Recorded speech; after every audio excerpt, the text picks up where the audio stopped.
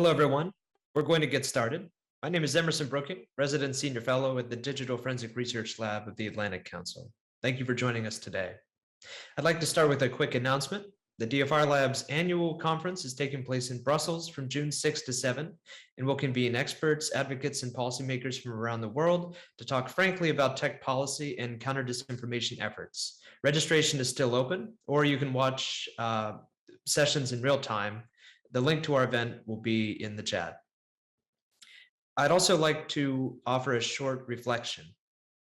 We are here today to discuss the use of social media in war and large-scale political violence. Yet we are also convening 4 days after the deadly terror attack in Buffalo, New York.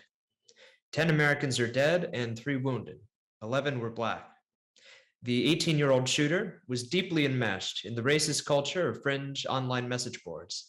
He was also inspired by past white supremacist terror attacks in Christchurch, New Zealand, and El Paso, Texas, among others.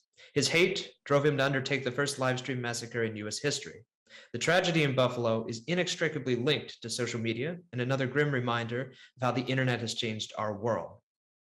Our subject today is in a similar vein. It has been 83 days since Russia launched its war of aggression against Ukraine, bombing Ukrainian cities and murdering more than 3,000 Ukrainian civilians. This is also a conflict that has played out on the internet, and one that has driven extraordinarily rapid changes in tech policy.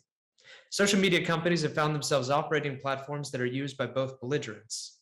They've had to relax their policies to allow violent content on their services, have taken an active voice in geopolitics, and have even found themselves taking serious risks to defend the sanctity of international law. Along the way, they have faced intense and often justifiable criticism for seemingly making these life and death decisions with a lack of transparency and accountability. This is an extraordinarily complex topic, which is why the DFR Lab and the Atlantic Council are pleased to host such an extraordinarily accomplished panel. Today, we are joined by Renee DeResta, Research Manager of the Stanford Internet Observatory, Marwa Vatafta, Policy Manager for the Middle East and North Africa in Access Now, Katie Harbeth, Founder and CEO of Anchor Change, former Public Policy Director at Facebook, and a DFR Lab non-resident fellow. And finally, Kate Klonick, Associate Professor of Law at St. John's University. And my intention, in a bit of housekeeping, my intention is to have this conversation until about 11:40, at which time we'll turn it over to audience Q&A. I suspect the time will fly by, but please use the Zoom Q&A function if you have a question. We'll try to get to as many as possible. But with all that said, I want to turn first to Renee. And Renee, to start, could you help us situate the role of content moderation in the Russian invasion of Ukraine and its impact on the broader information conflict? Thanks so much for having me, Emerson. So content moderation is a challenge for platforms across many topics. As you've noted, we are here after a tragedy in Buffalo. The war in Ukraine has highlighted both the importance of getting it right as well as the difficulty of doing it effectively. And in the case of Ukraine, the stakes are quite high. Information operations are used to support and enhance kinetic operations, which can have life or death consequences. Influence efforts and propaganda are used to shape public opinion, to impact the morale of participants in a conflict. Rumors and myths proliferate and go viral, and ordinary people very often participate in sharing them today. Information is not coming in any kind of top down mediated environment. There's no fact checking that's happening. It's a frictionless system, and that's creating novel challenges. So it's important to note that when we talk about content moderation, it's the social media component is not just covert accounts, right? It's not just bots and trolls. Russia has a large and sophisticated state media apparatus with many channels, regionalized, and they use social media as yet another channel in the broadcast environment. At SIO, we think about this in the context of a 2x2, right? Broadcast to social, overt to covert. And we believe that to really understand the nature of the information environment, you have to look at the full spectrum. And what that translates into is that certain spaces are moderatable and certain messaging spaces are not. And as we saw in this particular conflict, we saw Western governments asking what should be done about the Russian state media apparatus, which uses social media as a broadcast channel. At the same time, interestingly, we see that Western social platforms, in particular Facebook, Twitter, Alphabet, are in fact committed to moderating in many ways. And despite the challenges of knowing what's true in any given moment, they are trying to minimize blatantly inauthentic accounts and reckon with the dynamics of propaganda. But at the same time, some of the most important channels in this conflict are those that will not moderate, channels like Telegram. And so, depending on where you are in the world, what audience the propagandist is targeting, you're seeing very different dynamics and very different potential for content moderation to actually make a difference. And I'll just close with one other quick contextualization point, which is that social media moderation is consequential in another way here, not just in what is taken down that is false, that is put out by the adversary, but the extent to which Russia is actually stifling social media in its own borders. The recognition that social platforms and that participatory nature, the value of that is people can document atrocities with their phones. People can tell their stories in the moment that they're happening. And so, what Russia is doing to manage the information space within its own borders is attempting to stifle that. So, there's a lot to really unpack here around this kind of broad spectrum, full spectrum propaganda operation and what the role of moderation actually is. Well, thanks, Renee. And staying with you a moment, uh, after the invasion, there was a flurry of op-eds and essays declaring this the first social media war. I think for panelists here, they might disagree with that assertion, but I'm curious why so many people thought it was the first social media war. And is this a case where the visibility of the tech platforms and content moderation decisions have had particular impact on the conflict? I think in part it's that this was first, the Ukrainian government did a remarkable job at using the tools of social media to put their truth out there, to put their stories out there. There was a clear moral high ground here, and it was not the one that Russia held. So there was very little in the way of um, support for the Russian invasion. And as they attempted to create pretext for an invasion, the U.S. Intelligence community came out and undermined that pretext prior to them actually attempting to put it out there. So there was news coverage from day one prior to the invasion that the invasion would happen, that it would take a certain form, and that there was a the way in which social media was going to be manipulated to justify an upcoming conflict. And I think that that really captivated the public. It was something that was immediately kind of put front and center in their own news coverage, their own experience with the platform in ways that other conflicts are perhaps less seen. I think Russia also occupies a particular degree of attention when we talk about social media manipulation and propaganda in light of their numerous, highly covered efforts to undermine, to wage narrative warfare around the globe. Well, thank you. And one more follow-up for you, Renee, or for anyone else. I'm just curious, off the top of your head, what would you say was the first social media war? I think I that's a can jump really in. interesting question. Here, let's go to Marwa for that one. I was thinking of Crimea as I was talking, but I'm sure that other people would have a very different answer. With this question of what is a war? Thanks, Renee. I think for in the context of the MENA region, some of the first examples that people often cite in how social media has been used by activists for political mobilization was the Iran revolution in 2009. But actually, there's an example from a year prior in 2008 when the Israeli government had a military operation on the Gaza Strip.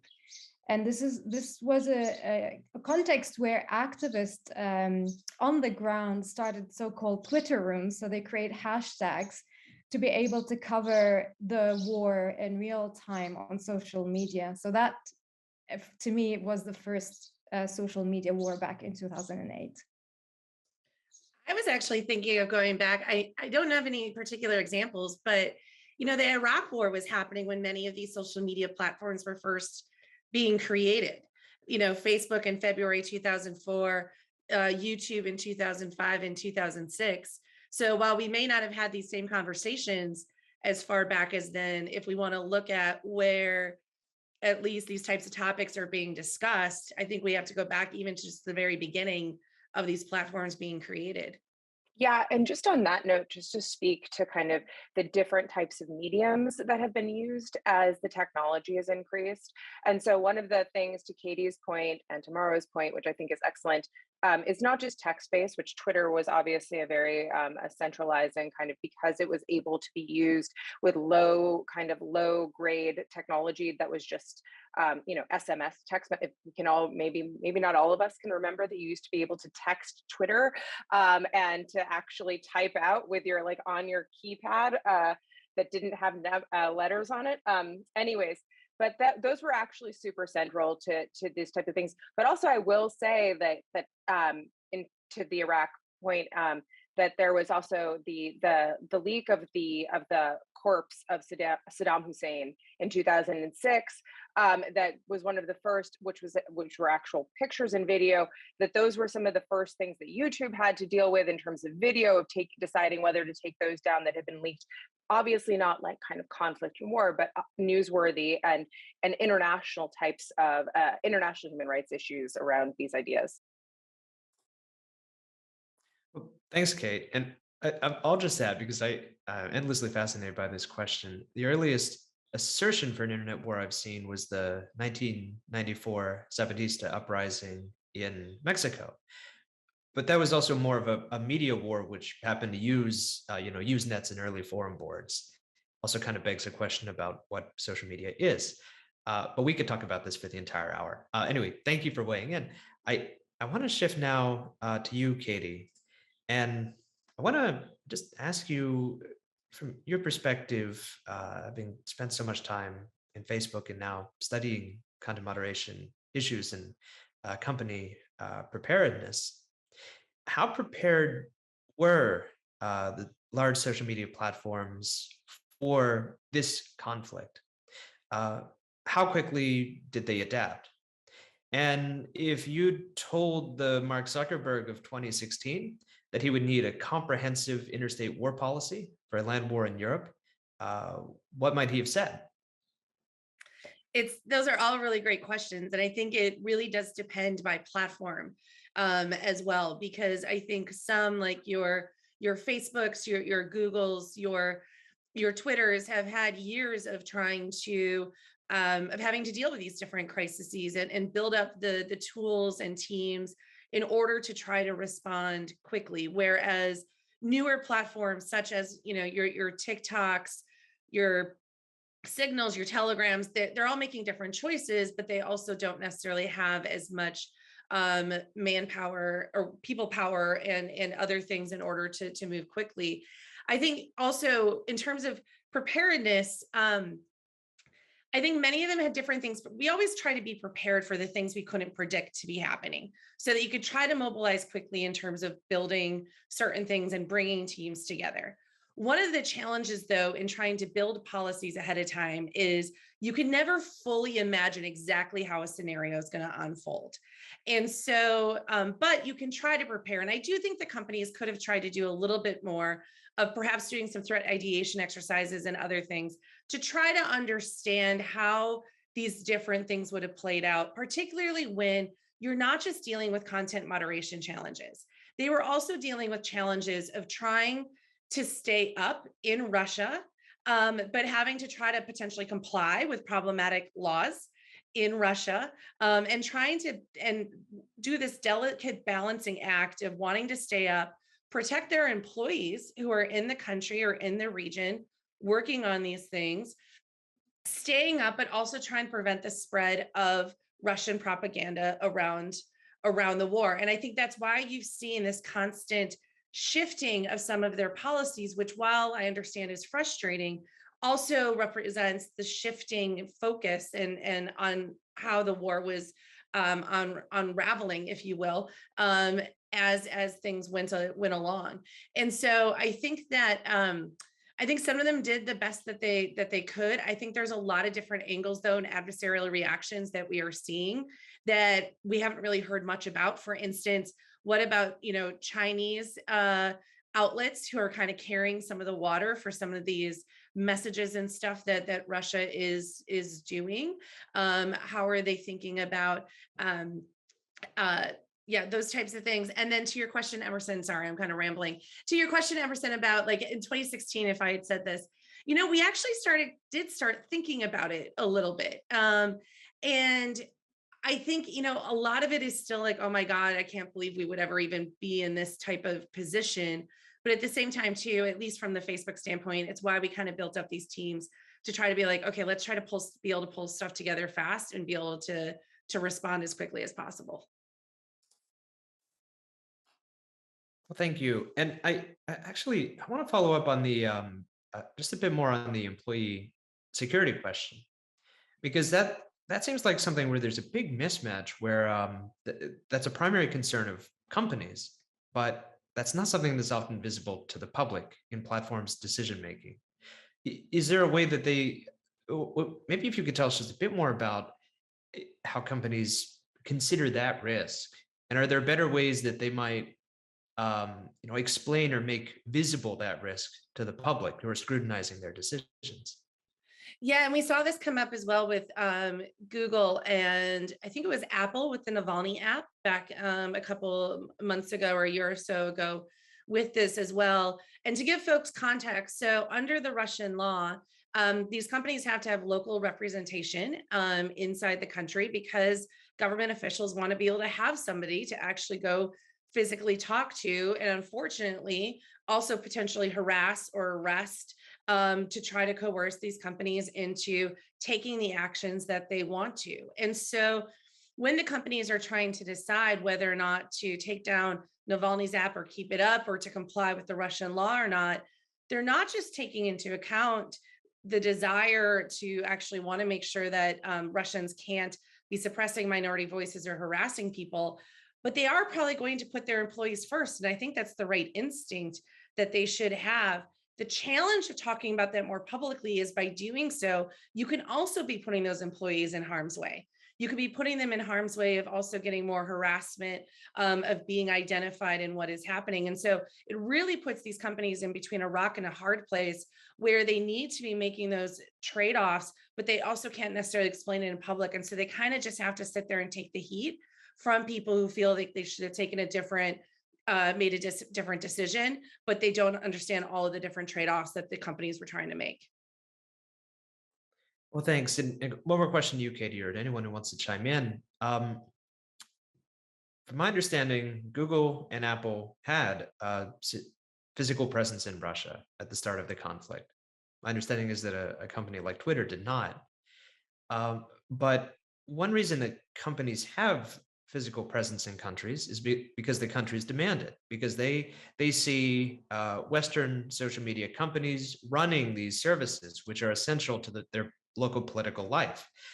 They assert some digital sovereignty, and they demand some accountability and responsiveness from these companies, which means that they want people in country whom they can at the very least consult. But the flip side of that is that at the start of the war, that also meant that Russia was in a place to potentially hold employees hostage. And it's not just Russia. We've seen in India, for instance, how the presence of Twitter employees in India gave that government unique leverage in fighting Twitter content moderation decisions. But I'm curious just how this is an intractable problem, but how should we think about, or is there, and how should we approach this tension between digital sovereignty and employee security and intimidation by bad actors? It's a great question, Emerson, and one that I think that is going to increasingly become an issue for these companies to deal with. The internet itself is something without borders, right? But we have these countries trying to make laws that stay within borders, and this is something that is just that constant tension with the internet. And as we see these companies start to be used more in these geopolitical contexts, I do think this is going to be an area where you're going to need governments and the international community to be thinking about how they want to be handling this, because these are US citizens. These are citizens from other countries as well, that might be there, that could be doing this work. How does the international community protect them? I don't have a great answer on what that should exactly look like yet, but I do think it's going to become an increasingly emergent discussion as we look at the regulatory environment around the world, and how we should be able to allow these companies to operate in these countries, but also not have it be where they're all US based companies making decisions for what is happening in an India or another country. And so again, not quite sure what that's going to look like, but it's definitely a future area that I think is going to be talked about quite a bit more.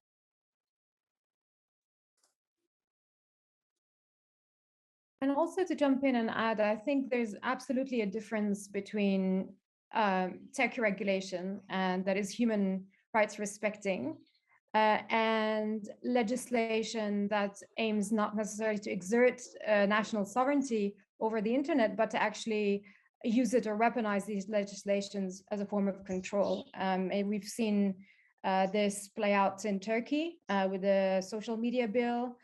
Currently in Iran, where there is a law on the table to be ratified, the user protection bill, which also would obligate social media companies to have local representatives and to answer to government requests for surveillance and censorship.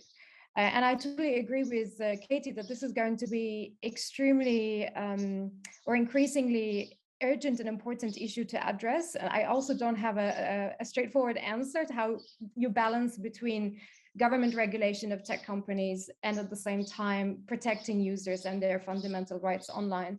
But there's absolutely a trend going on the rise where authoritarian governments are very interested in exerting that type of control for censorship and surveillance purposes. Thank you, Marwa. And that's also a great segue into talking a bit more about the legal considerations and ramifications of warfare and platform policy. And so, Kate, I wanted to turn to you. Not only are you one of the foremost legal experts in this space, but you also chronicled from the beginning the development of the Facebook Oversight Board, which was I think the largest experiment to date to try to bring some sort of legal framework to and accountability to content moderation decisions.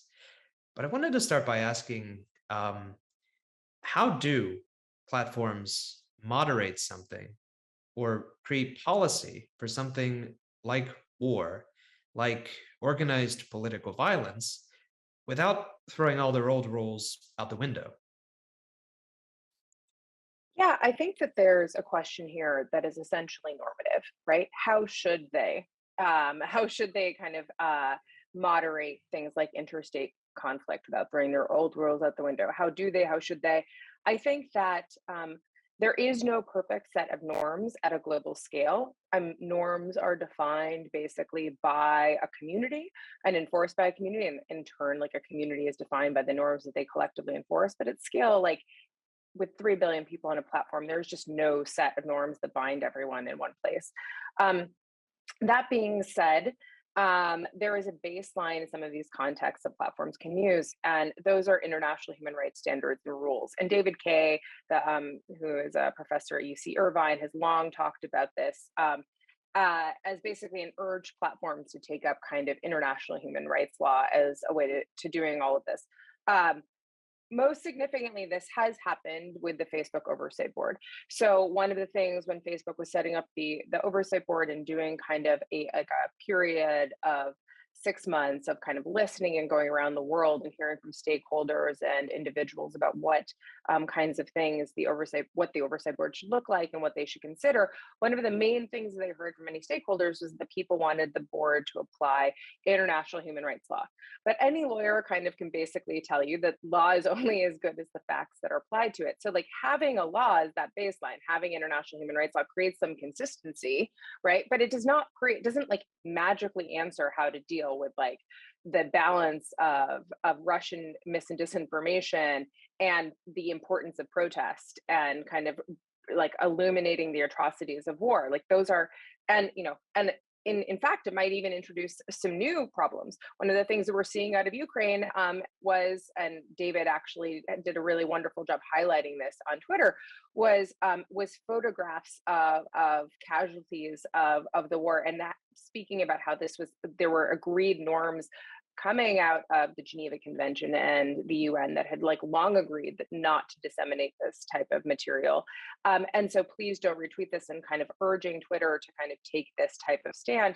I just want to point out that like every scenario, there is no one set of norms or rules that is going to be able to perfectly respond to all of these problems that are basically issues that are perpetually shifting balances and trade-offs of answers, right? And so I know that's not a very satisfying answer for anyone, but one of the main things that you do kind of fall back on, and what I think that we really should put our, that I really is one of my main points that I try to push for, is that maybe instead of kind of these baseline rules and norms are great, and something like international human rights law, but there's also this idea that we really need more transparency and procedure and explanation from the platform so that we can understand what's happening. And those types of ideas are having those in international human rights law is part of what's valuable about the oversight board. But I also endeavor that there's really, Facebook is, as far as I know, like one of the only places that is really actively doing this right now, and there is not sufficient pressure on other companies and platforms to engage in this type of kind of feedback. And that Facebook also is not always perfect in how it does this, obviously. Thank you. And I want to drill down a bit more on something you mentioned, and that's some Twitter policymaking. And in particular, an episode that stayed with me in early April, Twitter announced that it would be prohibiting the display of prisoner of war imagery and video from either belligerent, something which seems to broadly be in accord with the Geneva Conventions, but something which also it not just affected Russian propaganda, but also presumably would affect the video that the Ukrainian government and proxies were releasing, which often showed and highlighted Russian prisoners of war testifying under some duress. I'm curious, on the one hand, this is normatively good because this is reassertion of an international legal norm. On the other side, it seemed from an outsider's perspective that this was a private company that was sort of leading the way in reasserting international law. I'm curious what you made of it, as an expert much deeper in this space. I mean, I think that it had the trade-offs that the answer was not perfect. And there are many things to kind of unpack in your question. Like the least of which actually is that necessarily that this is a private company making these decisions.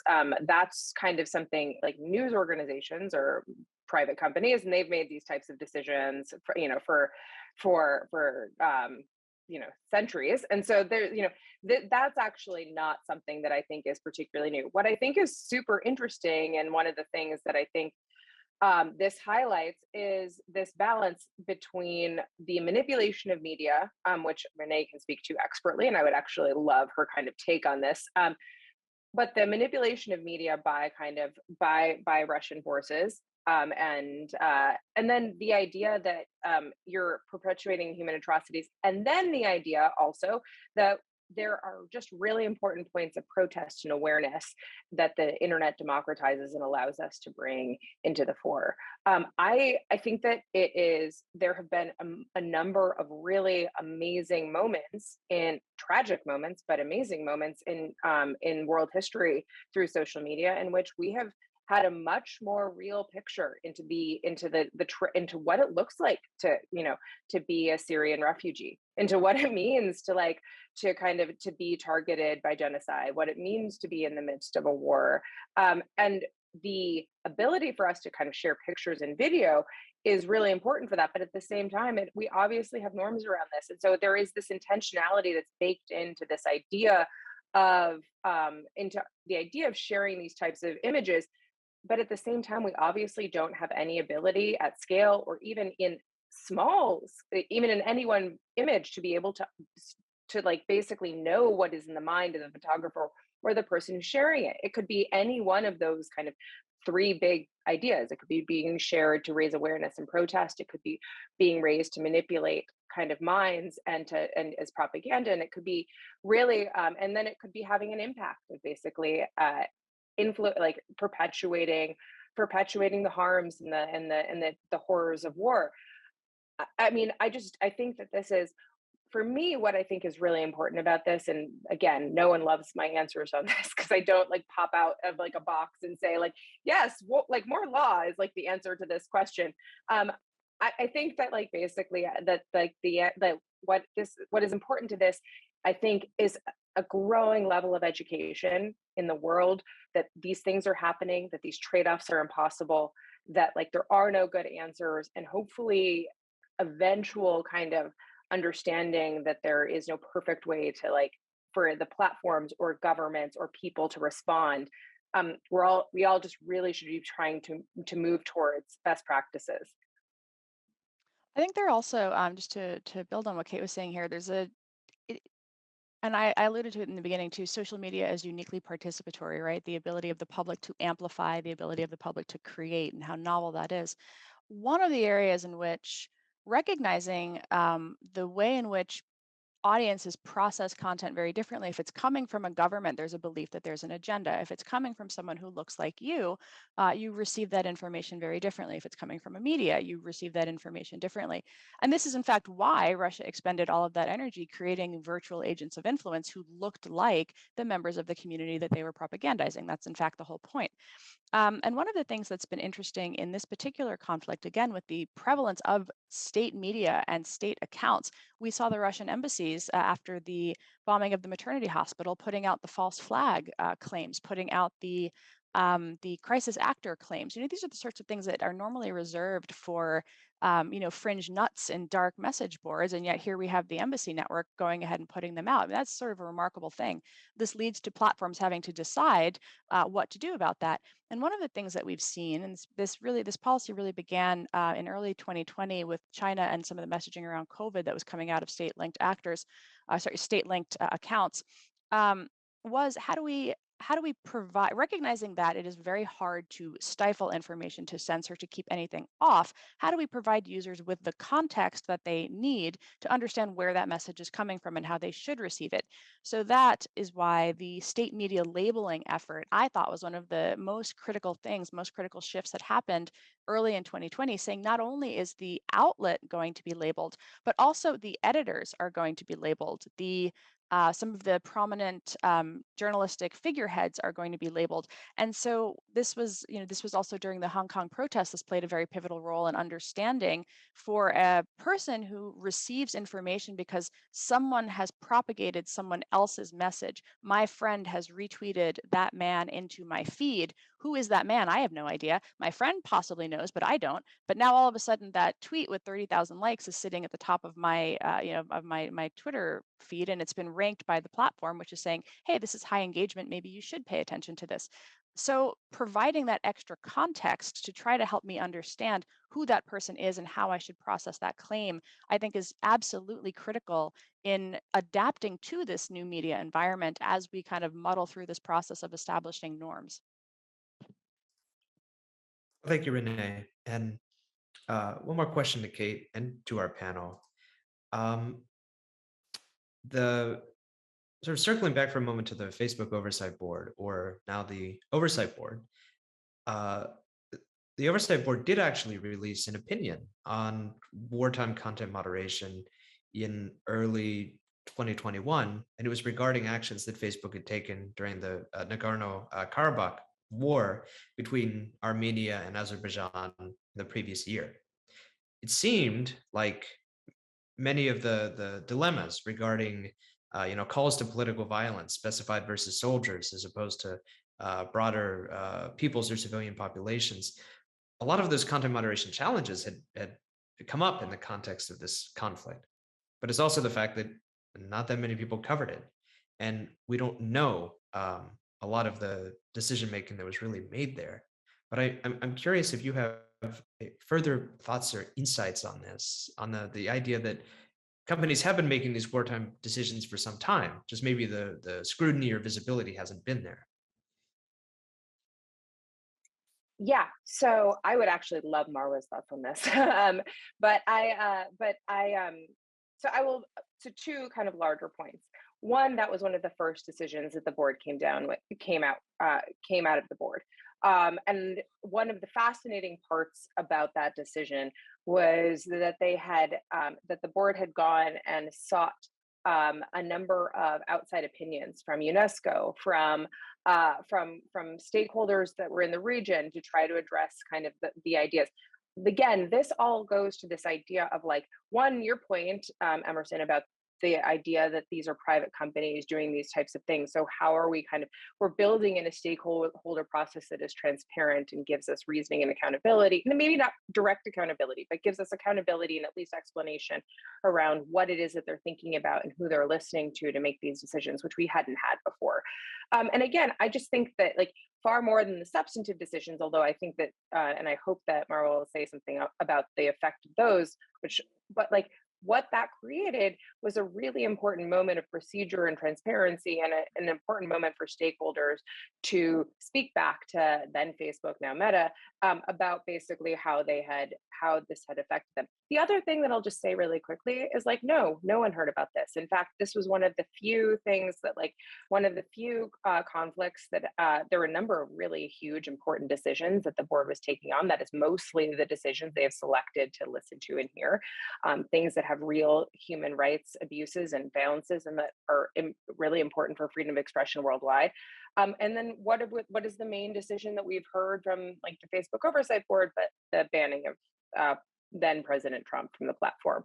And I think that one of the things that is also just sadly true and replicating itself online is at the end of the day, we see a lot of the same types of like that the community and the public spends the same type of energy on these types of stories, even when there is awareness that is brought to them, and they receive this type of high level scrutiny from a board as kind of expert as the Facebook oversight board. And then they're still not capturing human consciousness. But at least we have something on the record and we have a way of knowing about this as we go forward. And I think that, it is something that we're talking about this today, even if it has not made its way into like a full kind of global public consciousness.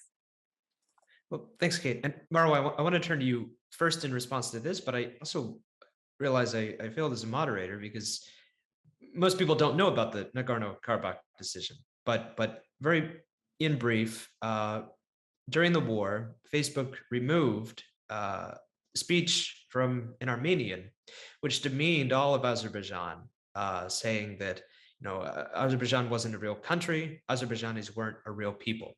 And this speech came at a time when there were many other hate speech directed against the soldiers of each side.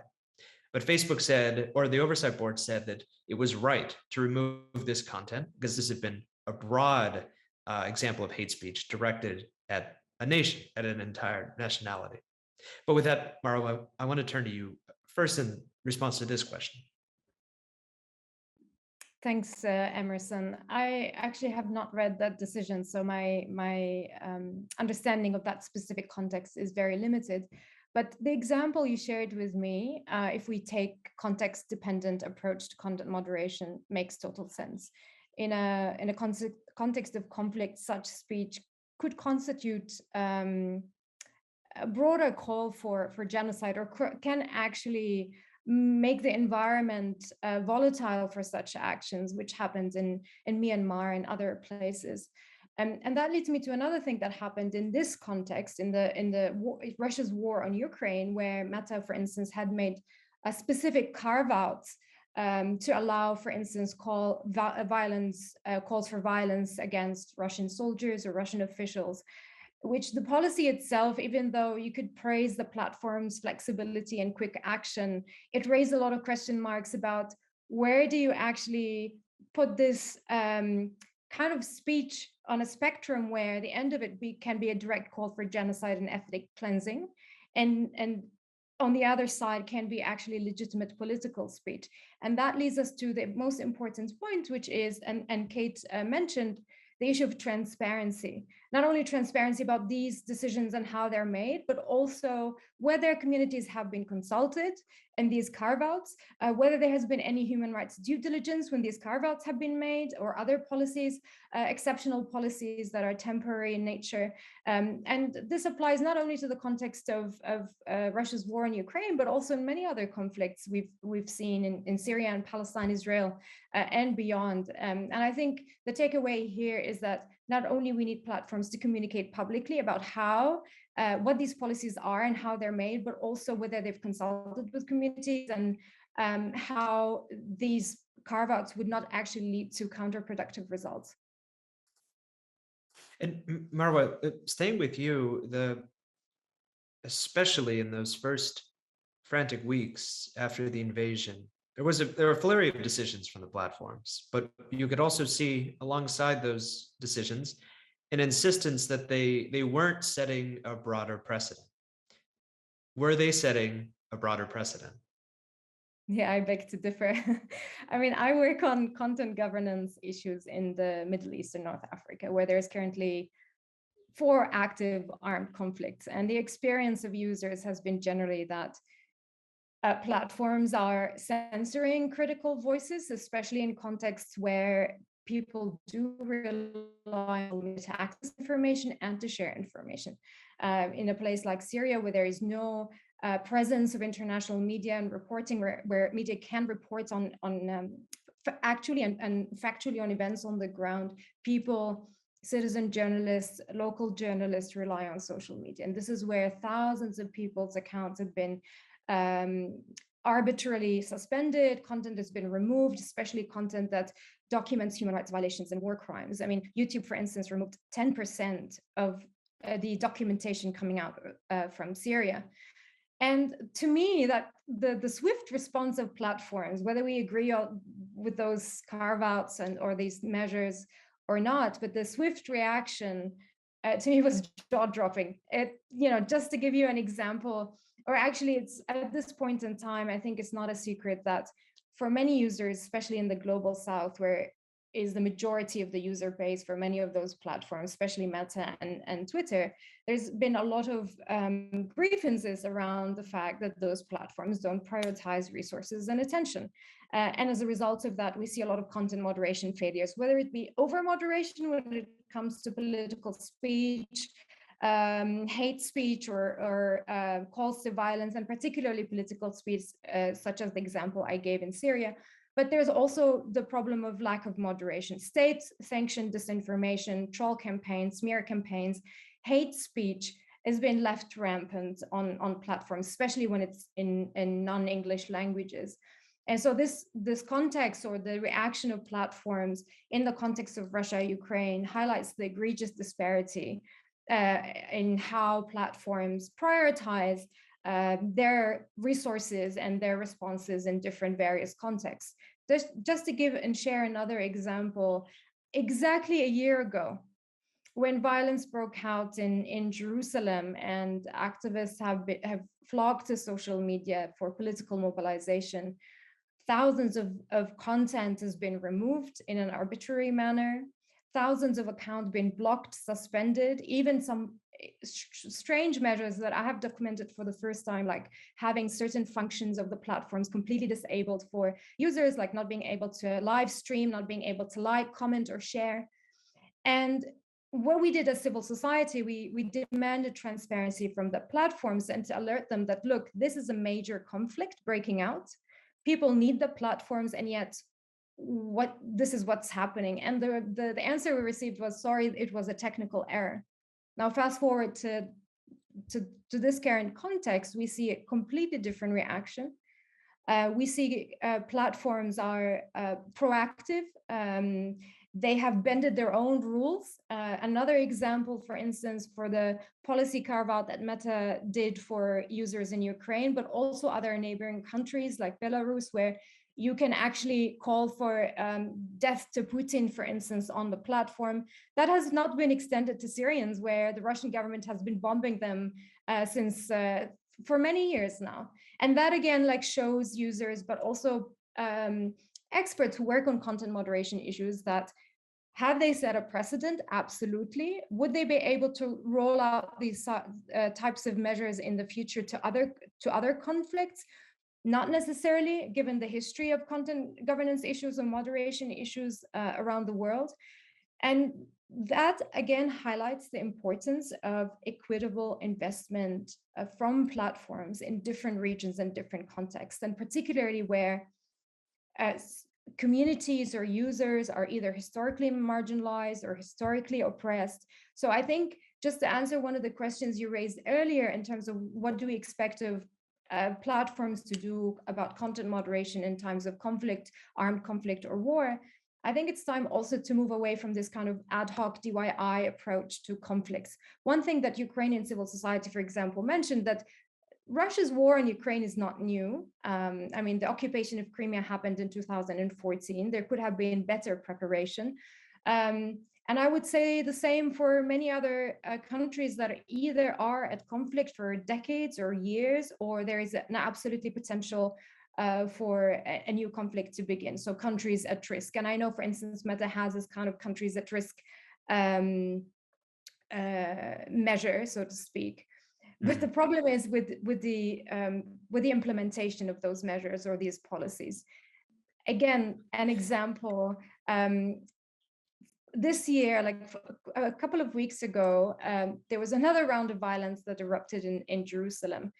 And it was the same reaction we saw from platforms again. And it was almost like the entire year of conversations with platforms, raising concerns, discussing policies and how they impact communities on the ground has not made an effect, has not made actually breakthrough or any change in policies of those platforms. So there's a question of prioritization, but there's also a question of implementation of these rules whenever is important and needed. Yeah. Well, thank you. And a last question from me, just following up here to you, Marwa, and to anyone. You made the point about the majority of Meta's users being from the global South. The fact is that this is the growth area for these platforms, but most of the revenue generation comes from Western users, as does most significant regulatory pressure. I'm curious if is this an opening, the disparity in attention and content moderation resources? Is this an opening for potential regulation? Regarding maybe compelling companies to invest more resources in these under-resourced areas. But I'm curious, Marwa, for your reaction, and then Katie, I'd love for you to weigh in here too. I mean, I totally agree with your diagnosis that the reason why companies are prioritizing certain countries, mainly the US and Western Europe, is because of financial and regulatory threats or opportunities. The problem is with the regulation answer to platforms outside power is problematic, because where it could work, for instance, in the context of the EU, let's say the Digital Services Act, which is kind of the first human rights respecting framework, these kind of rules could be weaponized in contexts or scenarios where the government doesn't have the interests of its citizens in mind. So these rules could be weaponized for other purposes. So I always take this regulatory approach with a grain of salt, where it could work in one context, it can wreak havoc and can actually violate people's rights and freedoms on social media. I don't have an answer. Obviously, that's like the $1 million question of how can you get platforms to prioritize regions like the Middle East or India or sub-Saharan Africa. And I think we go back to international human rights law, we go back to the commitments that these platforms have publicly made, and increase the pressure, at least from civil society organizations, that we would hold them accountable to the commitments they've made, and maybe use legislations that are in the US or in Europe to have this spillover effect where platforms have to respect people's safety and uphold their rights on platforms outside of those regions. Yeah, if I can add just a few things here, a little bit from personal experience as well. I agree with everything, Marwa, that you said. And I think that I would add in part of the reason that I think the companies spend a lot of time paying attention to the US and Western Europe is also the PR and the attention that these conflicts get. And so I think that's part of the reason we saw a lot of discussion around the US pullout of Afghanistan and that fallout. Part of the reason you're seeing a lot of attention to Russia's invasion in the Ukraine is because how much the Western world is paying attention to those. I do think that shouldn't, they should be paying more attention to things that are happening elsewhere around the world, 100% for sure. And there is some of that work that is happening. I know Facebook, they have, if you look at the Facebook files, there's a lot of conversation around at-risk countries and different things that they've done. But one of the challenges I think that not just Facebook is facing, but also a lot of these smaller platforms is it is near impossible to do everything everywhere with humans. And so they are trying to do it with technology, with AI, and those technologies just are not up to the challenge yet of understanding and being able to do this at a technological scale with the different languages, cultural contexts, et cetera, because you almost need humans to understand the different ways adversaries are trying to change and adapt and try to do this.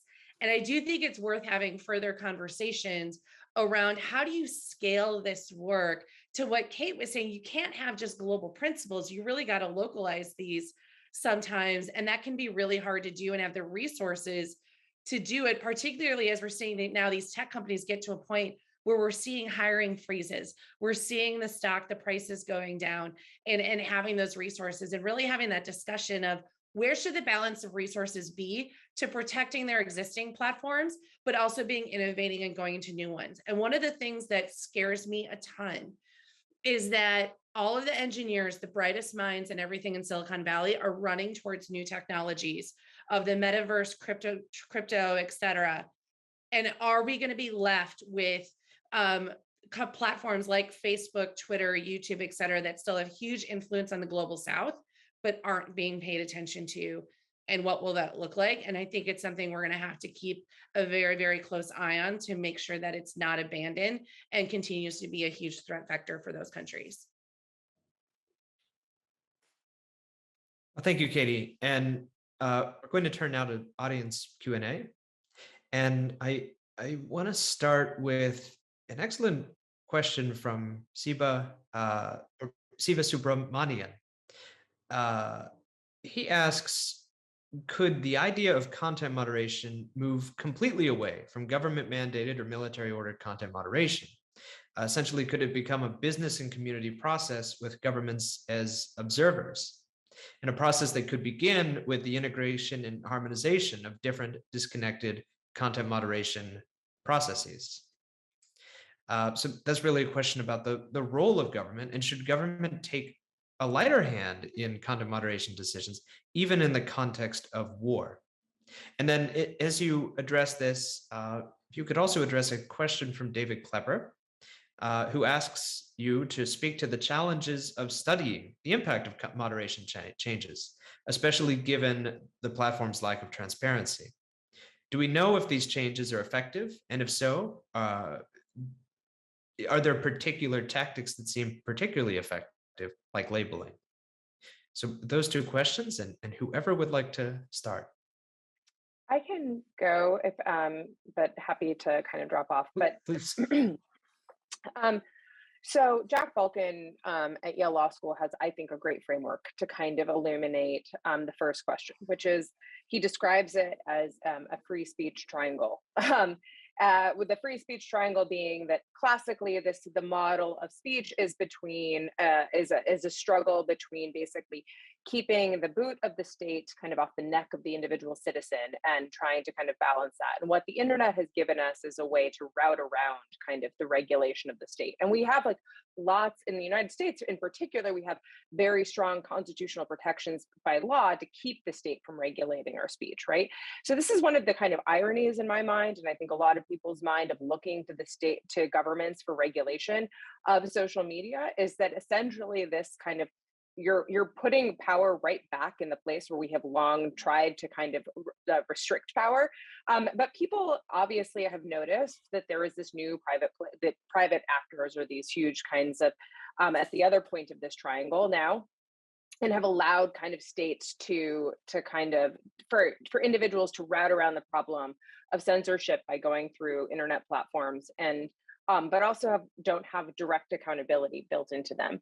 And so I guess one of the main things that I think needs to happen, and we'll beat this drum probably for like, until, for the next 25 years of my life, but is basically kind of building in procedures, transparency, and accountability into the platforms from the ground up, not looking for quick fixes through government and regulation. And of course, those can be, government regulation can solidify those types of those types of changes, and create and force them to build in kind of certain types of power. But one of the main things is basically just like not to be looking for quick fixes through regulation, because sometimes that's just consolidating the same things that were actually some of the best parts of the internet and we don't want to lose.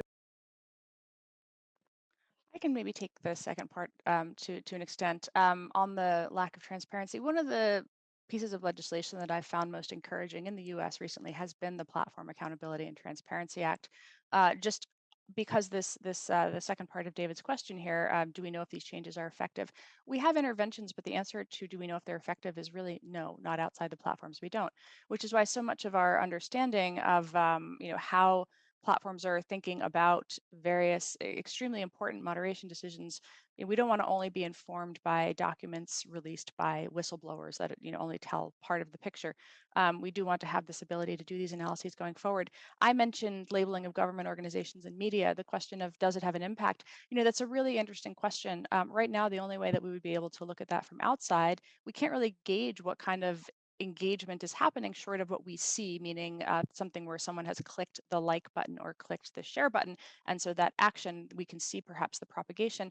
The other way that we see that the account holders themselves seem to think it's having an impact, because Mafic Media sued Facebook, extremely outraged at the impact to its pages that having this state media label kind of conferred. And I think I've also seen several Chinese Ministry of Foreign Affairs and state media editors complaining that their engagement has dropped, or they get nastier responses as people see the state media label on their Twitter accounts. But that is not how we should be assessing policy going forward. These are like little half-truths and snippets of visibility that don't tell the whole story. And that's where I do think for understanding the role of moderation, particularly as this is a system that is really here to stay and we're evolving new norms. And so what are the regulatory guardrails? What are the policy and self-regulatory guardrails that are put on to ensure that that we have the best possible systems moving forward? Thanks, Renee. And as people continue to answer this round, I want to work in a question from Anatoly from Kiev, who asks, do social media companies provide data on content moderation?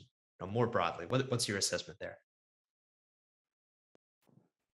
Is that one for me? I would say, do they provide visibility into moderation? A lot of it comes aggregated in the form of transparency reports, which, as others have noted, are often adversary influenced metrics. We can see something like 300,000 accounts came down on this day at this time.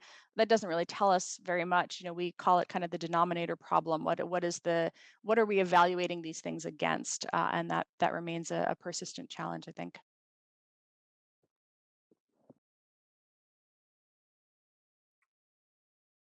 This is one of the, I'll just make a quick follow-up point. This is one of the main reasons that I really think that when we say transparency, I just want to add a little bit of granularity to that I don't think that just having visibility and perfect visibility in these transparency reports is enough.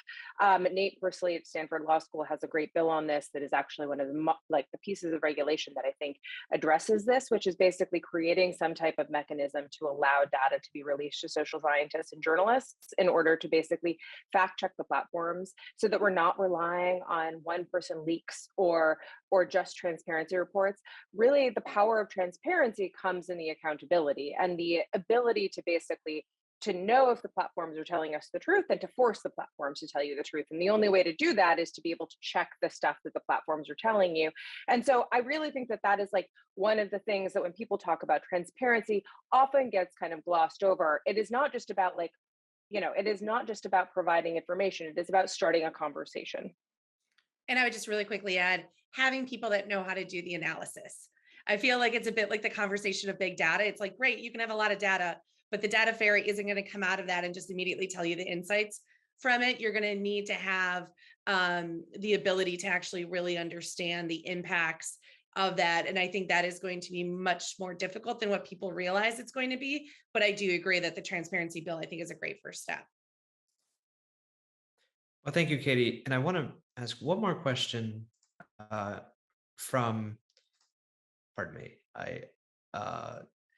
Jack. I just lost his name, but he had an excellent question. He asks, is a general proposition, should any entity, private or government, moderate content which is not explicitly illegal? And how much of propaganda is actually illegal? And this is a foundational question, which I think the last 20 years of tech policy have kind of been trying to answer, and they have developed different precedents. But I want to highlight this question because Elon Musk is in the process of maybe acquiring Twitter, in large part is a sort of backlash to what he sees is overreaching content moderation. So how far should companies go beyond what is legally required? Do they have an obligation to go so far? And what is more billionaires and conservative reactionaries take note of the steps that social media companies have taken and push back against them? Basically, where is this heading? And that's a final question for the group, and any other closing thoughts you might have. I appreciate throwing the troll question in right as we have 1 minute left into this. We could have a whole hour-long conversation on this, Emerson. Triggered so many things in me with that. But let me say a couple just really quick things. One, when we think about content moderation, we need to not just think about what that content says, but also the behavior of the person who is posting it. And also looking at the actor, this is the Camille Francois sort of ABC framework of actor behavior content. When we think about this, and I think sometimes that gets glossed over in terms of when content is decided to actually be action in some way, shape, or form. I think societal expectations are that social media companies will go beyond what is required by the law. And I do think we need to continue to look at more nuanced ways of what is looked at in terms of amplifying this content. What does it mean to have that ability of speech and these things as part of it? But overall, Musk is very overly simplifying how hard this is going to be, and what this actually looks like, and what it's going to be in practice. And I guess I would just encourage the Atlantic Council to do a future panel on this where we can espouse on it much further. Thank you, Katie. And I want to give the last word to Marwa. Thanks, Emerson. Whenever the law is mentioned in relation to content moderation, I have to stop and say, whose law? Because there is an assumption that content moderation takes place in liberal democracies where there are checks and balances, where as a user, your rights are respected, there are due process where you can challenge decisions. But in many countries, that's not necessarily the case. And where laws actually are overreaching, they criminalize legitimate speech, they criminalize political dissent, they prosecute activists on the basis of extremely broad and overly vague definitions, like protecting national honor or public order or moral values, as in the case of Egypt. And as a result of that, you have young teenagers being prosecuted on human trafficking charges and are in prison for 10 years or so. And so I think platforms often can be the villains or the heroes of free speech, depending on where you are. And I think platforms do have a responsibility under the UN Guiding Principles on Business and Human Rights to respect and protect human rights in relation to their services and products. So there is a responsibility to begin with. But then I totally agree with Katie that in some contexts, you need platforms to push back, to defend freedom of expression where it's limited by governments or others, either state or non-state actors, in addition to, of course, the societal expectation. And here I would finish on one last point, that is, when we discuss content moderation policies, it's really important to do it and co-design it with communities on the ground who are most affected by those content moderation policies and actions. And I think this could be a segue or a solution where these policies act to fulfill the needs of those communities and not necessarily censor their speech or have their voices silenced. Thank you, Marwa. We'll leave it there, although we could go for hours more. Thank you to all of our panelists for joining us today, as well as to our audience for your excellent questions. Take care.